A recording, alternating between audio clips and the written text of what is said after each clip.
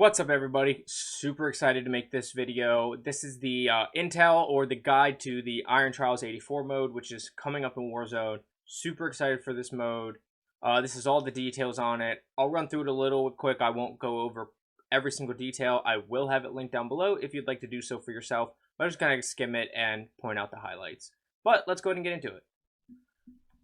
Let's see. We'll just scroll through all this and we'll go right into the rules. If you want to read all this, like I said, it'll be down below. Rules. General. Match duration and circle collapse.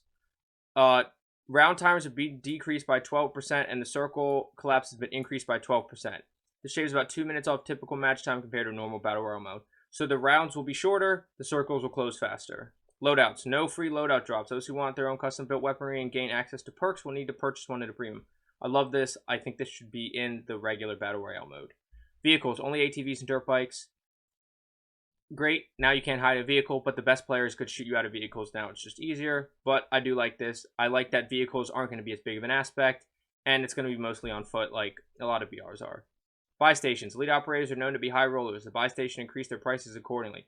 Armor bundles up to 2,000. Gas mask is up to 4,000. Clusters now 4,000. Precision's 4,500. Self-revives 5,000. UAV they put all the way up to 6,000. That's huge. Loadout drop 15,000. That's huge. Melee finisher damager has been removed. Settle the score with the lead. That's awesome. Now when you get that like third punch that kills you faster, it doesn't work. It's going to be like every punch is equal. Love that. That's a change I definitely wish that they would keep. So I definitely think they would keep this match duration and circle collapse quicker. The no free loadouts and the melee finisher damage. I wish those were all just permanent changes to BR. Operator, base health compared to normal match. All players' base health is increased to 100 to 250.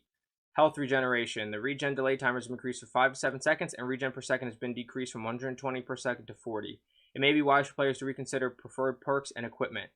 I don't know. I'm assuming that's going to include armor plates, not include armor plates in the 250, so I'm assuming we're going to be able to go all the way up to 400 with 3 plates or 2 if you have tempered on.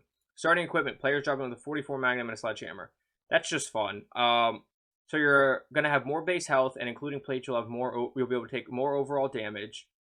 It takes longer to start regenerating health, and it takes 3 times as long for your health to actually regen. And then I like starting with the 44 Magnum and Sledgehammer just because it's ridiculous and kind of stupid and fun. Definitely wish they would keep the health regen and the base health in the regular BR. Even if it's not quite 250, do 200, even 150. And maybe the regen not as slow in regular BR. This is like a more hardcore mode. But I do like the higher base health and the slower health regen.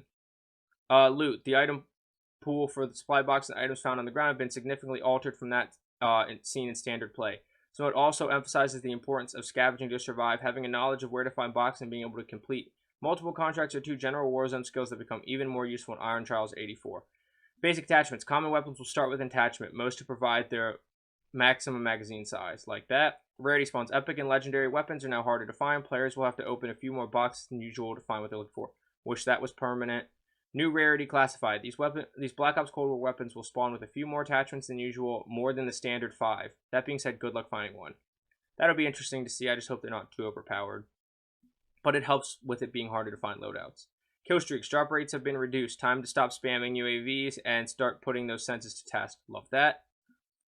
Cash spawns. Larger piles of cash are rarer. Players will have to stay on top of scavenging for cash if they plan to afford a loadout. Field upgrade. No dead silence, no stopping rounds, period. This is like my favorite rule. I wish this was 100%. If I could only pick one thing to go in regular BR, it's the no dead silence, no stopping power. But I like all these changes, and I wish all these changes would, except for maybe the classified weapons, would go into regular BR. Equipment. Sniper rifles. A single headshot from a sniper rifle will only down an enemy if they are within 30 meters. This gives time for those on the receiving end of a long shot to react.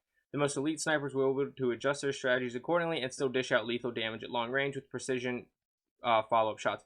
I think you're going to see snipers not used a lot, but you're definitely going to see like the car and the Swiss, especially the Swiss with its faster reload than the car, because those have higher rates of fires than the regular snipers. Maybe the M82 makes an appearance, and people will use that because you can kind of spam it. Stun grenades. Decrease the stun effect duration by 50%, which that was permanent. Medical syringes. Decrease the regen rate by 50%. Players will find that this piece of tactical equipment is still quite effective despite the change, especially given altered health regeneration rules. People don't really use those, but maybe with the health regen being slower, people will actually use the syringes. Gulag Loadouts. No akimbo, no semi-auto or fully auto shotguns. Limited selection of tactical equipment. It's down to the bare essentials and the will to survive. That'd be great if this Gulag wasn't absolutely horrible, but this Gulag's horrible, so I don't really care.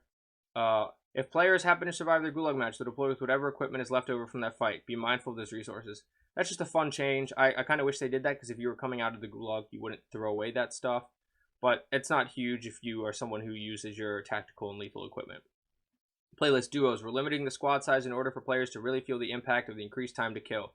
You only get to pick one squad mate, so choose widely and watch each other's backs. I'm not a big duos fan. I wish they would do this in trios or quads, at least one of the two. But I get what they're trying to do here, and it's definitely interesting, and I'd play this. I would try duos for this, or I'd go back to duos for this.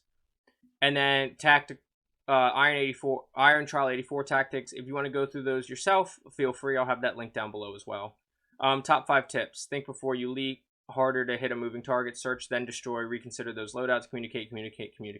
If you want to read through that, I will have that below. The only thing I didn't see in here, disappointingly, unless I missed it, was a release date. I'm assuming the release is going to be next Thursday. It could be tomorrow, because they do their playlist changes on Thursday. So it'll be probably either be tomorrow, which I'm assuming because they put this out, it'll be tomorrow, or it could be next Thursday and they want to give people time to read this. But my guess would be tomorrow.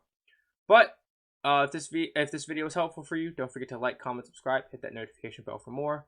I will have this link down below, as well as my social medias, and I will see you on Verdansk on Iron Trials 84. Have a good day. Get frying. Bye.